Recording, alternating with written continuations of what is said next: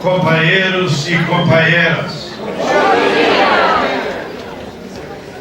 Acho que todos nós estamos muito felizes de participar dessa atividade aqui, dentro da jornada de agroecologia.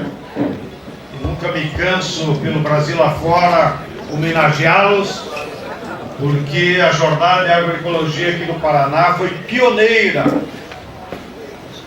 em organizar e cultivar esse espírito da agroecologia. E estamos aqui também num momento muito importante com esse nosso querido pensador, que é o Leonardo Boff. E vocês podem guardar na memória o orgulho de dizer aos vossos netos que o conheceram e que ouviram a sua pregação. Ele, na sua prosa, fez comentários a muitos pensadores. Eu quero me referir aqui como introdução. Os pensadores que aparecem de tempos em tempos nas sociedades, eles têm esse poder de síntese, de captar os grandes dilemas que o seu tempo registra. Então, como ele mesmo se referiu, nós tivemos o Carlos Marx, que foi um grande pensador quando surgiu o capitalismo industrial. Nos ajudou a decifrar a lógica de acumulação dos capitalistas e a lógica de exploração. E por isso é um pensador muito importante para entender o capitalismo. Depois, entre outros, nós tivemos, no primeiro grande período da crise do capitalismo, entre a Primeira e a Segunda Guerra, um grande pensador italiano que justamente refletia a crise, que foi Antônio Gramsci. E em uma ocasião, nos nossos encontros lá com o Papa Francisco, eu brinquei com ele, na hora do cafezinho, claro, né? Que na nossa visão da América Latina, a Itália tinha nos dado só 2 santos: São Francisco, que foi um profeta, mas que faltava à Igreja Católica reconhecer Santo Antônio Gramsci.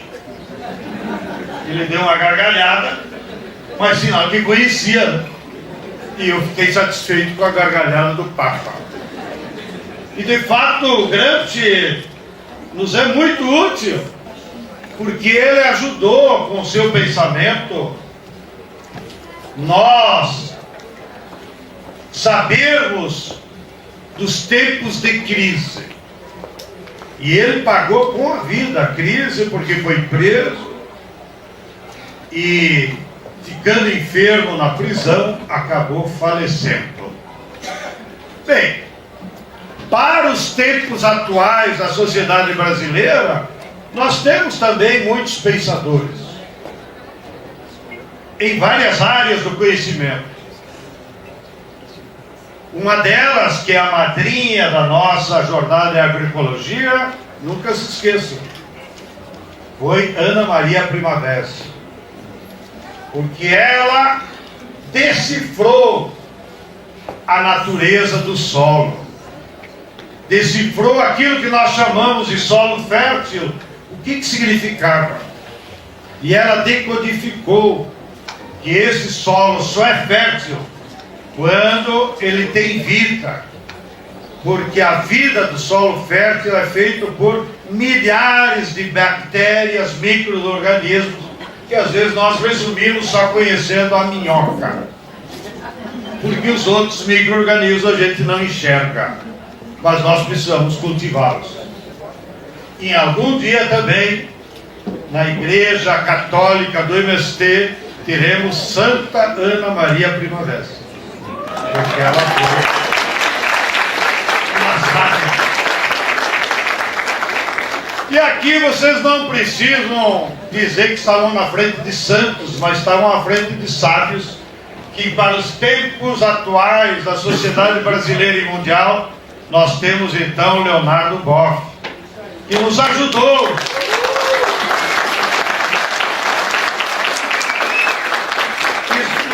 a fazer essa conexão da vida, da fé, da espiritualidade, para entender a crise ambiental, a crise dos nossos tempos.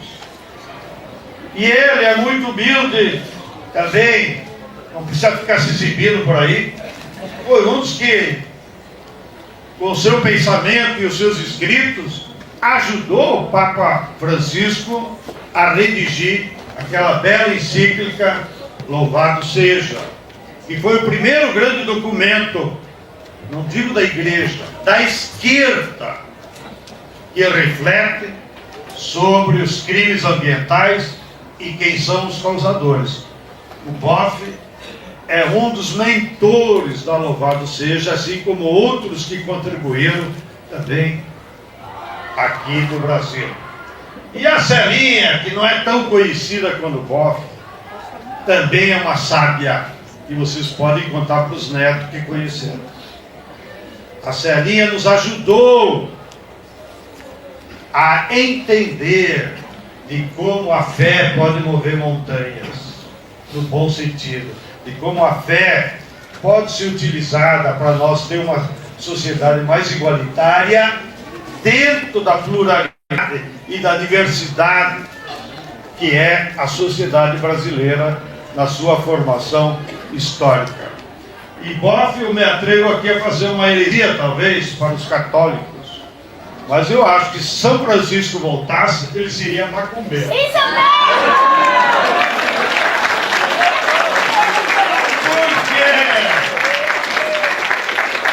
Na fé dos povos e terreiros, eu nunca tinha visto. E olha que eu me criei como bom católico, né? Eu nunca tinha visto uma fé religiosa tão defensora da natureza quanto os povos e terreiros, que usam inclusive a natureza nos seus rituais, mas sobretudo defende a água, defende a árvore, defende a natureza, defende a vida, que foi o que ela nos disse. Então guardem esse nome, Celinha, a macumbeira de esquerda. Bem, dito isso, baixe e desconta o tempo. Me pediram para aqui trazer algumas reflexões para contribuir com a nossa militância, que tem um sentido mais pragmático para a nossa luta do que reflexões mais aprofundadas. Vocês perceberam e têm acompanhado, não só do Brasil e do mundo. De um lado, nós estamos vivendo uma grave crise. Uma crise do sistema capitalista. Uma crise que afeta a economia, o meio ambiente, afeta o Estado burguês, afeta os valores da sociedade. E esse sistema está em crise porque ele não consegue superar uma contradição fundamental, que de um lado, meia dúzia de bilionários seguem acumulando capital, estão felizes, mas a acumulação do sistema não consegue organizar a produção dos bens que a sociedade precisa. E nunca antes na história da humanidade nós tivemos tanta desigualdade e tantas pessoas passando necessidades básicas de comida, de casa, de trabalho. Vocês conseguem imaginar, por exemplo, que há no mundo 2 bilhões de pessoas que nunca calçaram nenhum sapato, que para nós é tão comum. Levantar, botar o sapato e ir para o banheiro. Ou botar a sandália e ir para o banheiro. Nem sandália eles têm, nem havaiana. Essa é a perversidade do sistema. Ele não é mais progressista como foi numa época. Ele é agora o atraso. Ele é a forma de criar desigualdade. Bem, diante dessa crise que todos os cientistas nos ajudam a entender, que é uma crise sistêmica, qual é a saída que os capitalistas propõem? Primeiro, maior apropriação dos bens da natureza. Porque eles querem salvar o seu modelo de acumulação, se apropriando dos bens da natureza e transformando em mercadorias. Porque como os bens da natureza não são fruto do trabalho humano, eles não têm valor. Porém, quando o capitalista se apropria de forma privada e leva esse bem da natureza, a água, a madeira do pinheiro, para o mercado e transforma em mercadoria, ele obtém um lucro extraordinário que jamais teria numa fábrica, no comércio ou mesmo no banco. Então todos os grandes capitalistas do mundo estão indo agredir a natureza, se apropriar dela. Entre eles o Brasil. Está todo mundo aí apoiando o Lula, que liberou a exploração do petróleo na faixa do Amazonas. Mas a pergunta não é se pode ou não extrair petróleo. A pergunta é, para que será utilizado o petróleo? E esse petróleo vai ser exportado cru. Por quê? Porque algumas petroleiras querem. Nós descobrimos o pré-sal, grande invenção tecnológica. E agora a Shell, que privatizou o pré-sal, está levando esse petróleo cru para Israel, botar no tanque e matar palestinos. Vocês estão de acordo? Não! Entenderam? Mas essa é a sanha do capital, que nem o Lula, nem a sociedade brasileira consegue controlar. E o mesmo está fazendo a Vale com os minérios de ferro. O mesmo estão fazendo na Amazônia, extraindo madeira e seguindo exportando. Essa é a sanha do capital em se apropriar dos bens da natureza, gerando crimes e morte. Morte da vida que há no planeta. Segunda saída deles, a guerra, o conflito armado. Porque as guerras, elas destroem tempo de trabalho. Vocês imaginam quanto custa um avião daqueles? Quanto custa uma bomba? Em tempos de trabalho humano? Pois a guerra destrói esse trabalho humano. E destrói o outro lado. Vocês viram as fotos de Gaza? É de chorar. Parece um cemitério. E é um cemitério. E os capitalistas felizes. Depois faremos um resort para ricos aqui no Mediterrâneo. Esse é o projeto deles. Mas isso eles estão repetindo na Síria, na Ucrânia, no Sudão, em várias regiões. E esses dias, Bob, lá na Escola Nacional, nós levamos uma especialista em temas militares, e ela disse para nós, a Ana Penido, ela disse para nós, não se preocupe em quem vai ganhar a guerra, na Ucrânia, ou na Palestina, ou na Síria, ou no Sudão. Porque para o capitalista, a guerra é a vitória. Eles não querem saber quem vai ganhar a partida, eles querem jogar. Ou seja, eles querem destruir, como forma de acumular capital. E a terceira saída do capitalismo nessa crise é ideológica. Eles não têm mais compromisso com a democracia, ou seja, respeitar a maioria. Agora, para eles se manter no controle do poder político, eles ressurgem as ideias fascistas.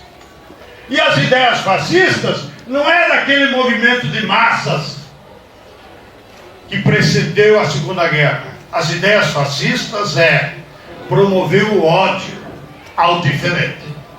Promoveu ódio às maiorias. Promoveu ódio ao trabalhador.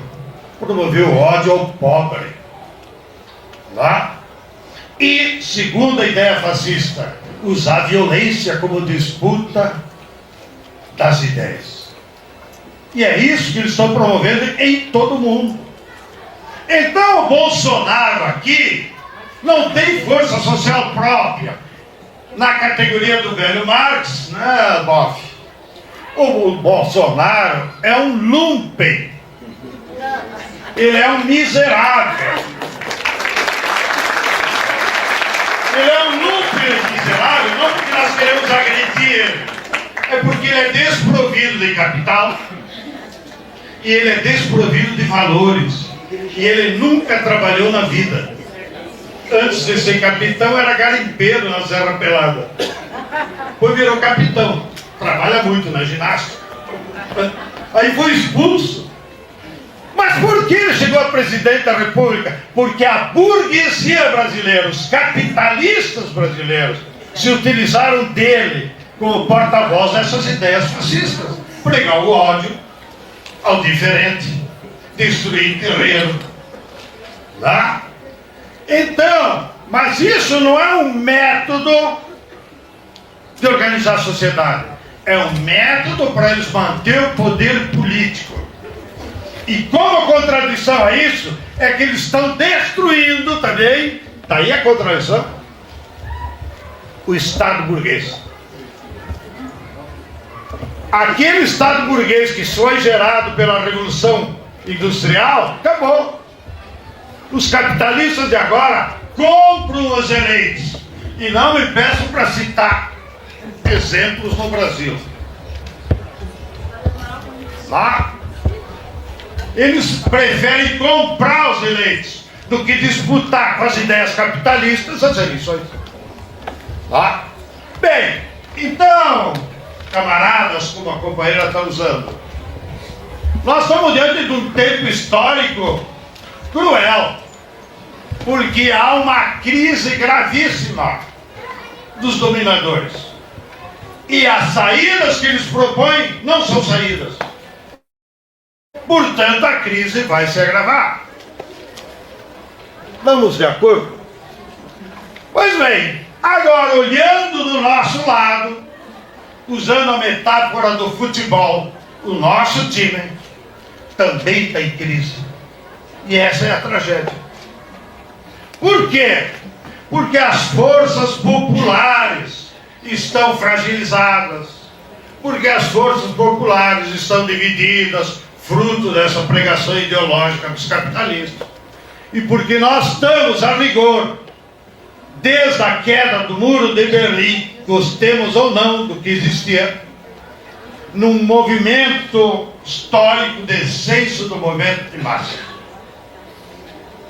E isso tira poder do povo, porque o exercício do poder político do povo não é no parlamento, não é no executivo.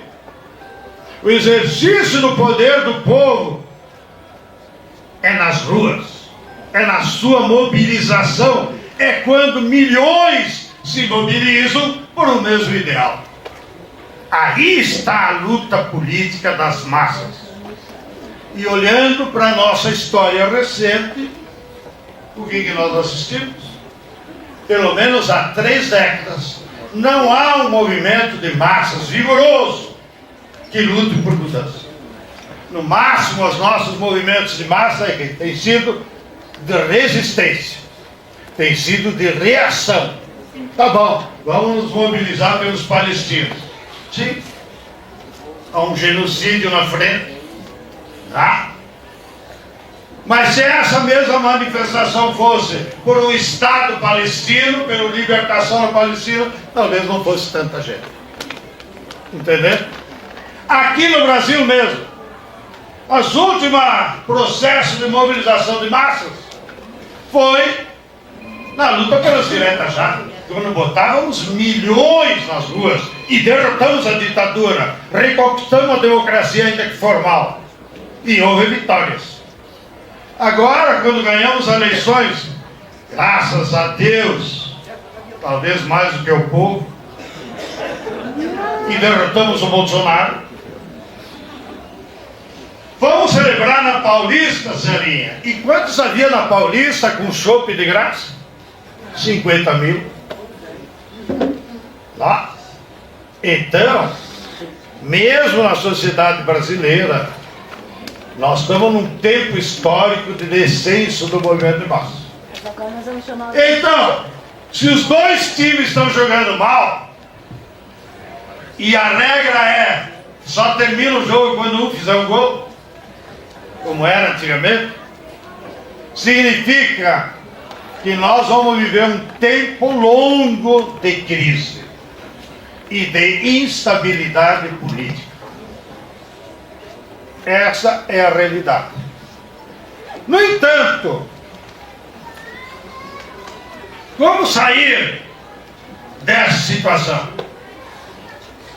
O tempo histórico para nós superar essa crise, que é do outro lado e é do nosso lado, vai depender da capacidade do nosso time se organizar e lutar. E que seja com música, para ser mais prazeroso e mais alegre. A capacidade do nosso povo se organizar e lutar é que vai determinar quanto tempo nós vamos levar para superar esse tempo de dificuldade. Então, queria aqui trazer também algumas reflexões sobre o que fazer. O grande intelectual russo Lenin respondeu essa pergunta, o que fazer? No seu tempo lá, que foi apropriado para a realidade russa, que foi tão apropriado que eles fizeram uma revolução. Foi a primeira revolução popular vitoriosa anticapitalista. Então, tirem o chapéu para os russos, porque eles são bons de briga. E eles foram os primeiros a derrotar os capitalistas do mundo. Bem, então para a nossa realidade, sem a pretensão de manualesca, digamos assim, de descrever tarefas, mas muito mais como reflexão para o nosso que fazer, porque essa responsabilidade que nós, como organização popular, como militantes, temos que assumir nesse tempo histórico. Ou nós assumimos essa missão, tratemos de corrigir os erros e assumimos como desafio, ou mais tempo levará essa crise na sociedade brasileira e no mundo. Já que a situação não é só do Brasil, a mesma situação é da América Latina e a mesma situação é do mundo. E talvez isso seja um lado bom, inclusive, de que agora a luta de classes é mundial. E, portanto, os acontecimentos políticos da luta de classes que acontecem num país ou no mundo afetam diretamente o outro país. Vou pegar um exemplo ilustrativo do que aconteceu nas últimas semanas. Olha, o nosso governo Lula, eleito por nós e vamos reeleger, está aquém das necessidades do povo. Por quê? Porque os problemas são estruturais. E o executivo não consegue resolver os problemas estruturais. Não consegue defender o terreno da dona Célia. Entendeu? Então, o poder do executivo está limitado. Assim como outros setores do poder coletivo na sociedade. Porque a base do poder é a economia. E a nossa economia está sequestrada pelo capital financeiro e pelas empresas transacionais. É eles que mandam nesse país. É eles que acumulam. Então o nosso governo, ainda que nós quisemos tirar os fascistas, ou quisemos tirar a burguesia de pátria, ele não consegue resolver as necessidades do povo. por essas limitações estruturais que nós temos que ter consciência. Então, o povo que não vem na jornada de agroecologia e que não entra na Universidade Federal do Paraná, não tem os elementos para analisar por que está acontecendo isso. E bota a culpa no Lula. Assim como quando estourou a crise em 2014, o povo botou a culpa na Dilma. A Dilma foi derrotada pela burguesia. Mas o povo apoiou. Ou não? Todas as pesquisas. O meu irmão era deputado pelo Partido Socialista, líder dos metalúrgicos em Porto Alegre. E o danado votou contra a Dilma. Aí eu liguei para ele e a maioria do Congresso. E eu liguei para ele. Ô Zé Luiz, eu não posso te chamar de filha da puta, né? Por que tu votou contra a Dilma? Ele me disse na cara, porque a minha base metalúrgica me pediu. E foi verdade, eu vi a Assembleia dos Metalúrgicos. É o medo das mulheres. Porque tinha muito desemprego, porque veio a crise capitalista, e os capitalistas habilmente com a Globo botaram a culpa na Dilma e derrubaram a Dilma. Sem a coitada tem culpa de nada. Não? Bem, fecha os parênteses. Então nós estávamos numa situação parecida agora. O Lula caindo nas pesquisas. Caindo nas pesquisas. E nós já apavorados, né? Apavorados. Vamos perder essa eleição. Não é para o Bolsonaro, porque isso vai acabar na cadeia. Mas vamos perder a eleição para a burguesia, que vai escolher qualquer um. E com o poder que eles têm, eles elegem. Quando então fomos salvos pelo diabo?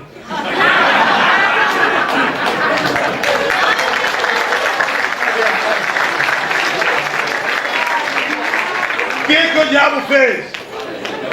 O tal do Trump resolveu atacar o Lula e o Brasil. Foi a nossa salvação. Ou não foi? Claro. Essa que é as contradições. Ele agrediu o povo brasileiro, agrediu o Lula e trouxe então como bandeira para o povo brasileiro a soberania nacional. E ninguém mais falava. E ai do movimento popular brasileiro que daqui para frente não levar a bandeira do Brasil junto.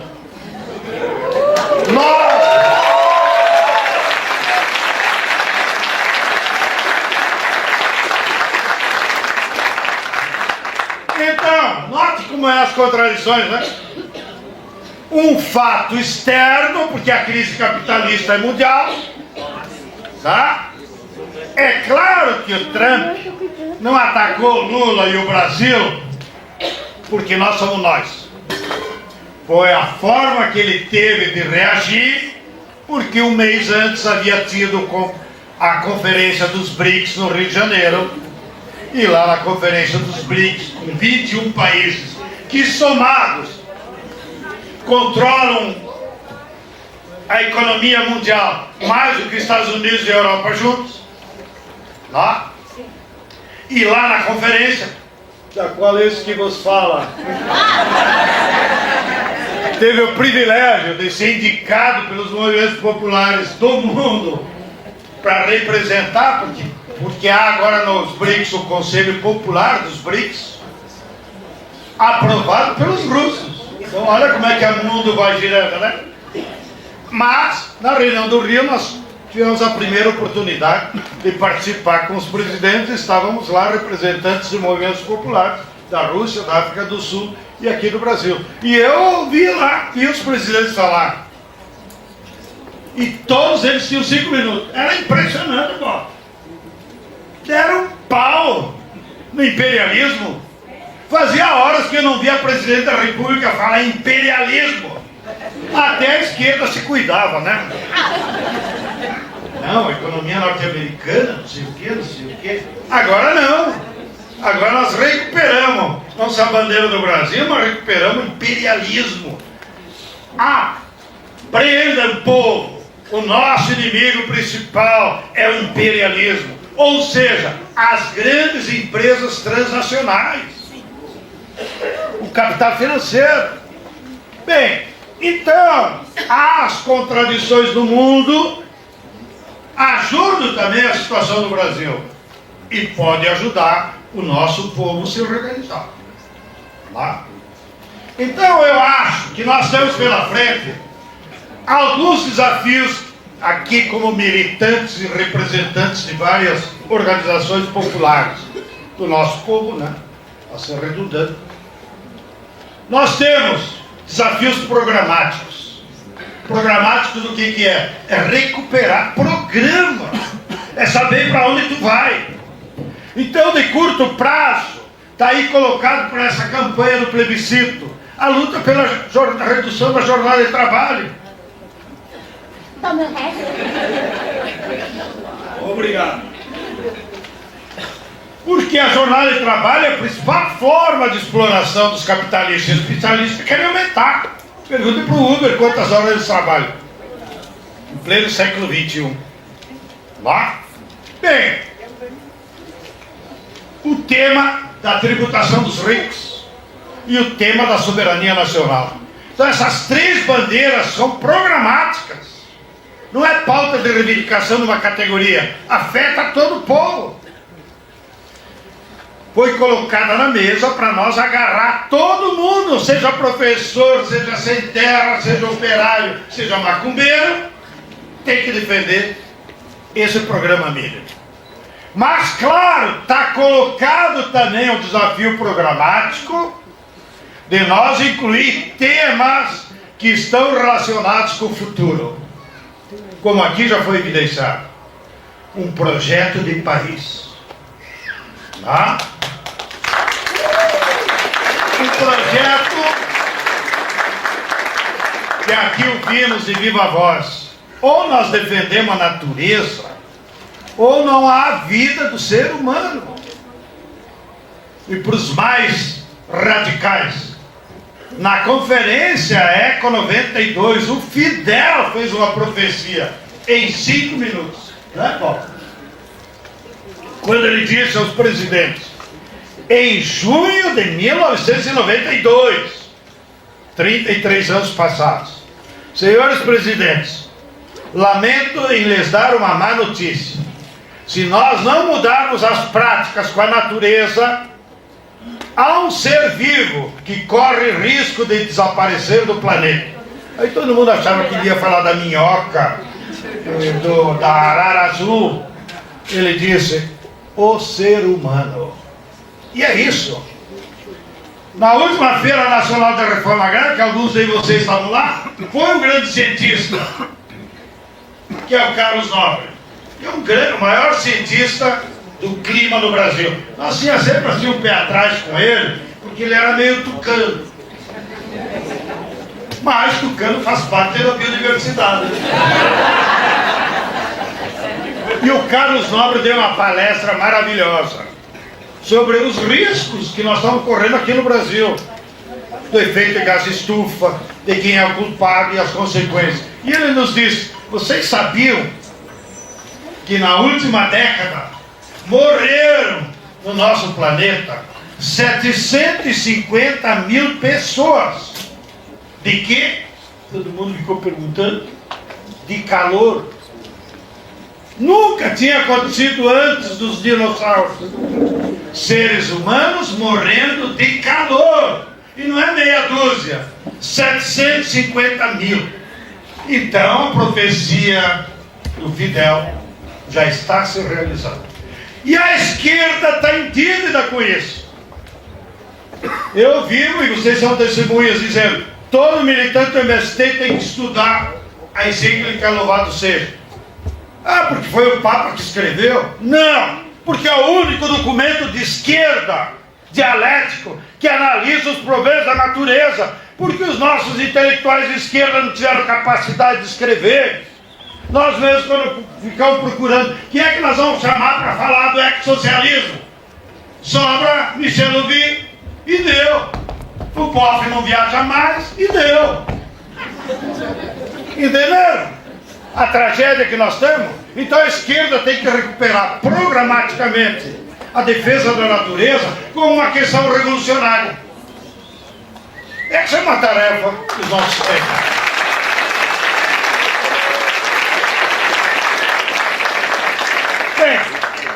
E nós temos também desafios da ação política, que a esquerda tem que se reorganizar.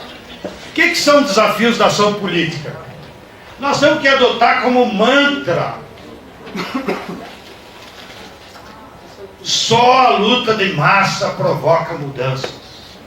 Só a luta de massas conquista direitos. Não é a negociação, não é aumentar 10 deputados. Eu sempre uso como exemplo também para os mais jovens. A Constituição de 88, 89 é a melhor Constituição que nós temos na história do Brasil, onde tem mais direitos registrados. Quantos deputados de esquerda nós tínhamos? 12. Entre eles o Lula, o Lívio Dutra. Nem sei quem era aqui do Paraná. E nem sei se era de esquerda. Bem, 12 deputados de esquerda. E tivemos uma Constituição maravilhosa. Por quê? Porque o povo estava na rua lutando, no movimento de acesso de massa. Agora nós temos 75 do PT, mas não sei o que, dá 130. E aí? E aí? Entendeu? Ah, claro que é bom ter deputado. Se nós tiver 400, melhor ainda. Mas as mudanças não virão de parlamento. As mudanças na história da humanidade só vêm pela luta de massas. Ou a esquerda aprende isso, ou vai ser derrotada.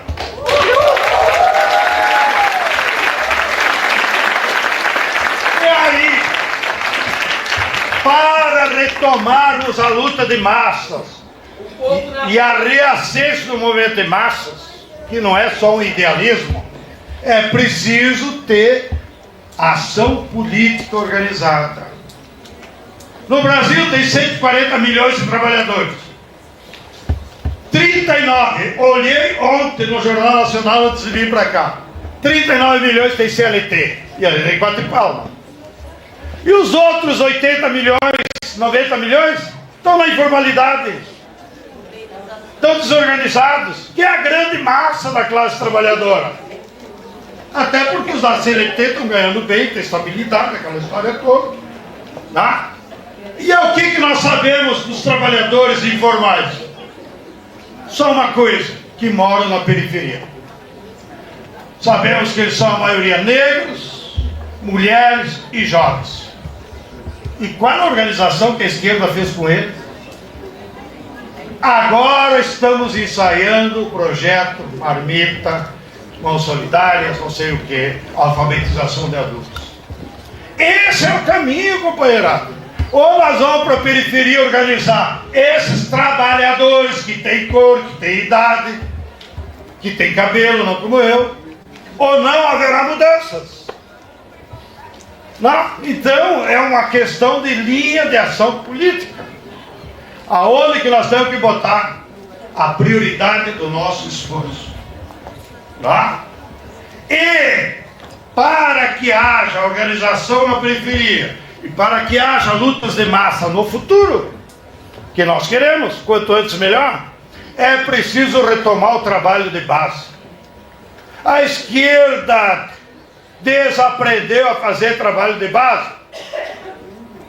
Nós derrotamos a ditadura com aquele grande movimento de direta já, milhões. Mas antes, a minha geração e de alguns que estão aqui, e do BOF e da Celinha, nós passamos 20 anos fazendo trabalho de base, na clandestinidade, com as comunidades de base, com a oposição sindical, nos partidos de esquerda clandestina, alguns na cadeia ainda. Mas era um trabalho de base, miudinho, que ninguém vê, para ir organizando o povo. Aí quando criou uma brecha na correlação de forças, esse povo se levantou, porque sabia que lado era a luta. Então é preciso retomar o trabalho de base, paciencioso, onde ninguém vai ser líder. Tá? Bem, e por último, já estou abusando do tempo, mas a companheira não avisa, então é bom, né? Uma vez eu vi, lá no Vaticano, viu? Não sei quem foi que nos ensinou, que diz que o Papa João XXIII, anotem aí, que foi o único Papa camponês. Então, o Papa do MST não foi o Francisco, foi o João XXIII. Francisco já era um sábio, né? Jesuíta. Tá? Agora o Papa camponês foi o João 23. Bonachão e tal. E nós tivemos um amigo comum que trabalhou com ele, foi o Antônio Chiquinho. E o Chiquinho que me contou essa história, agora me lembrei.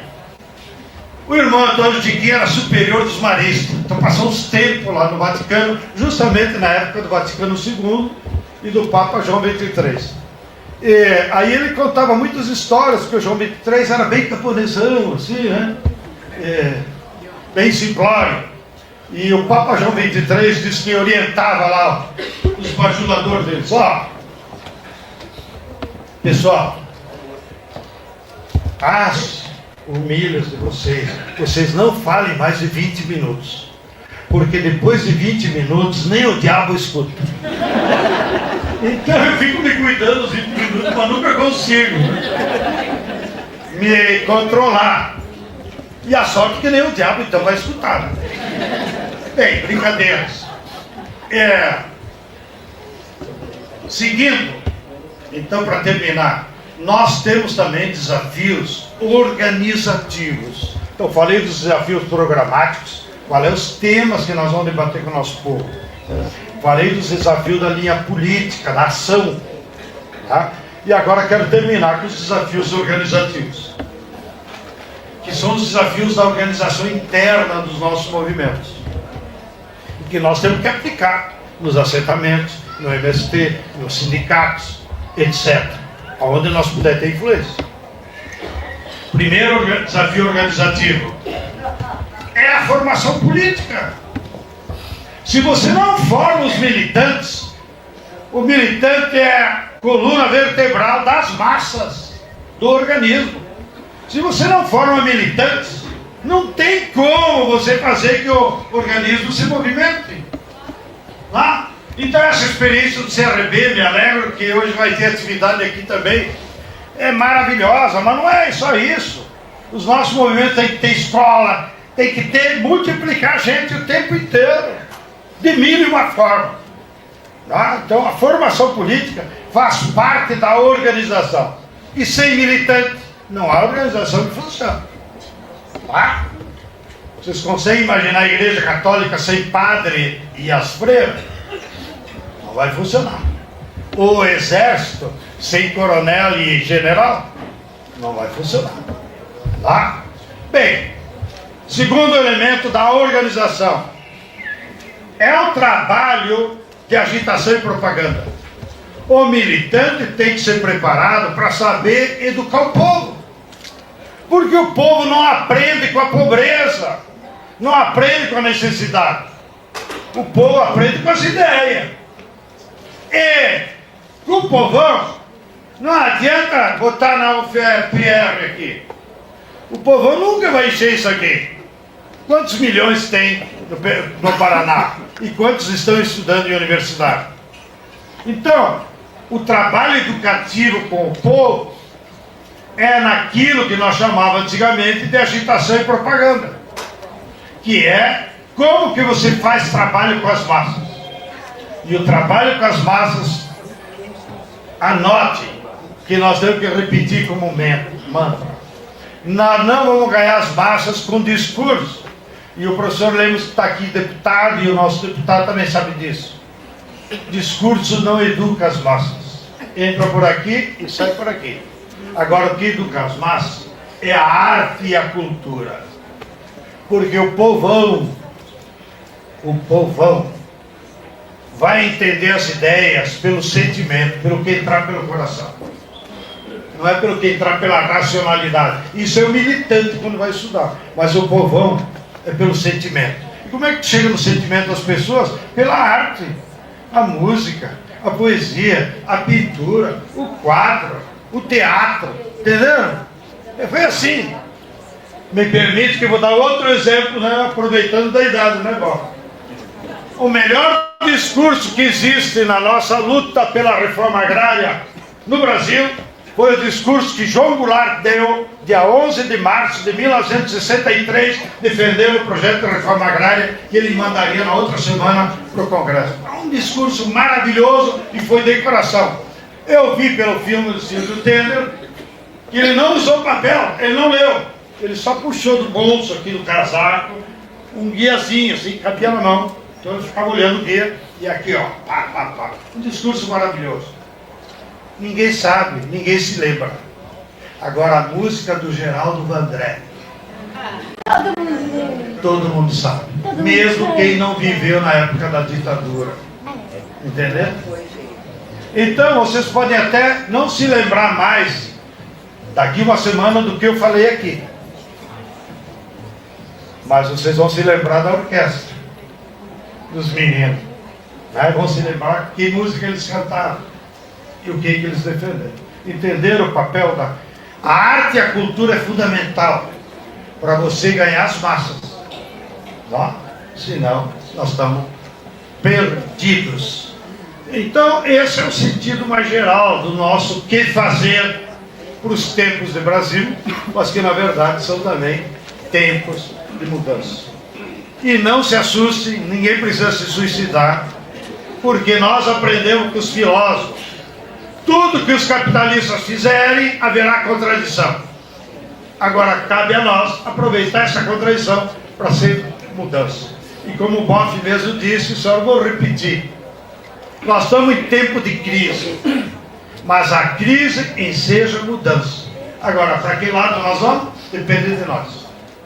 E eu espero que seja num tempo muito curto que a gente caminhe para as mudanças. Muito obrigado pela atenção.